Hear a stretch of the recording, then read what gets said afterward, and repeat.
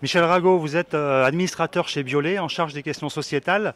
Pourquoi Biolay s'intéresse-t-il aujourd'hui à ces questions?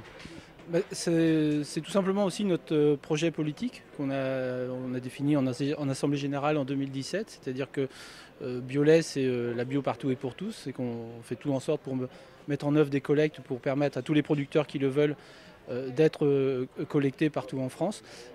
C'est aussi fournir une offre diversifiée à des clients sur tout le potentiel et des entreprises qui veulent transformer du lait bio sur toute la France.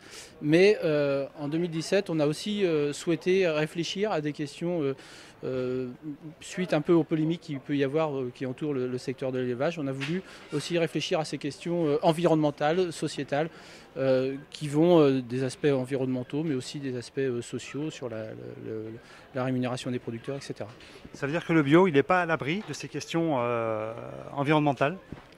Le cahier des charges bio y répond en grande partie, ça, il faut le dire, mais on a aussi des choses auxquelles on doit réfléchir en permanence. Il faut toujours chercher à s'améliorer. Il y a des thématiques qui viennent aujourd'hui sur la biodiversité, sur le carbone. C'est pas parce qu'on est c'est pas parce que nos systèmes de production qui sont vraiment basés sur l'herbe, avec beaucoup de prairies, de haies, sont bons, qu'il ne faut pas chercher à toujours s'améliorer. Alors, gaz à effet de serre, efficience protéique de l'herbe et de la viande bovine, vous avez des réponses là-dessus? Oui, la bio apporte des réponses. Je pense que l'élevage bio apporte aussi des réponses parce qu'il est nécessaire, utile et indispensable à l'entretien de la fertilité des sols.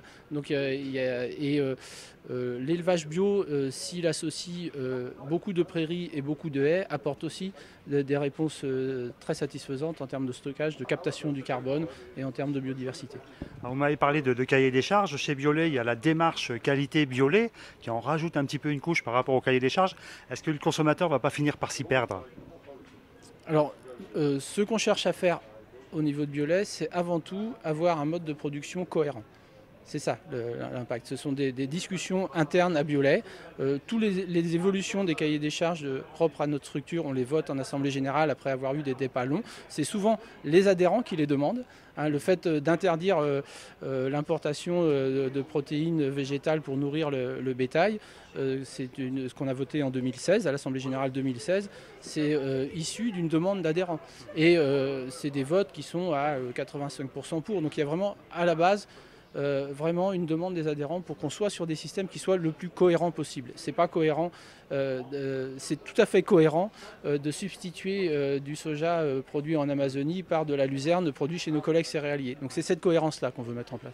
Est-ce que ça risque pas, dans certains cas, de compliquer l'accès au lait bio à certains nouveaux producteurs?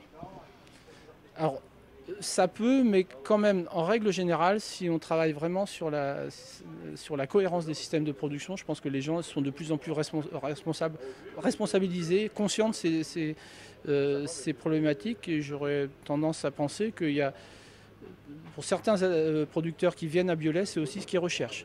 Donc peut-être que certains qui ne vont pas vouloir forcément changer leur modèle de production, mais je pense que si on veut faire de la bio comme on fait quand on produit du lait conventionnel, on va à l'échec en termes de coûts de production. Rien qu'en termes économiques, on ira à l'échec. Donc le fait, non, il faut toujours réfléchir à améliorer nos systèmes de production, et si les mesures qu'on prend elles sont cohérentes, eh ben, je pense que ce n'est pas de nature à dissuader les producteurs d'adhérer à Biolay. Dernière question, vous parlez d'économie et la fameuse question de l'offre et de la demande. Aujourd'hui, elle est plutôt propice, elle permet de maintenir les prix. Est-ce que vous avez des garanties dans le temps?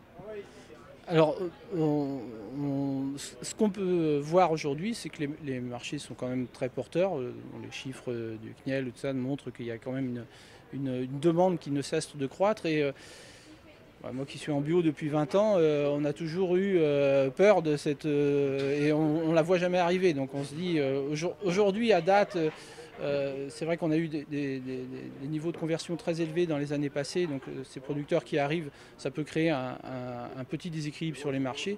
Mais d'un autre côté, il n'y a plus trop de conversion aussi tout de suite en lait. Et nous, on s'attend plutôt à ce que à court terme, on soit dans des situations où on recherche davantage. En tout cas, nous, à Biolay, on a fait le choix de continuer à développer la bio. On n'a pas changé nos dispositifs d'aide, d'accompagnement des producteurs qui veulent entamer une conversion. Michel Rago, je vous remercie. C'est moi qui vous remercie.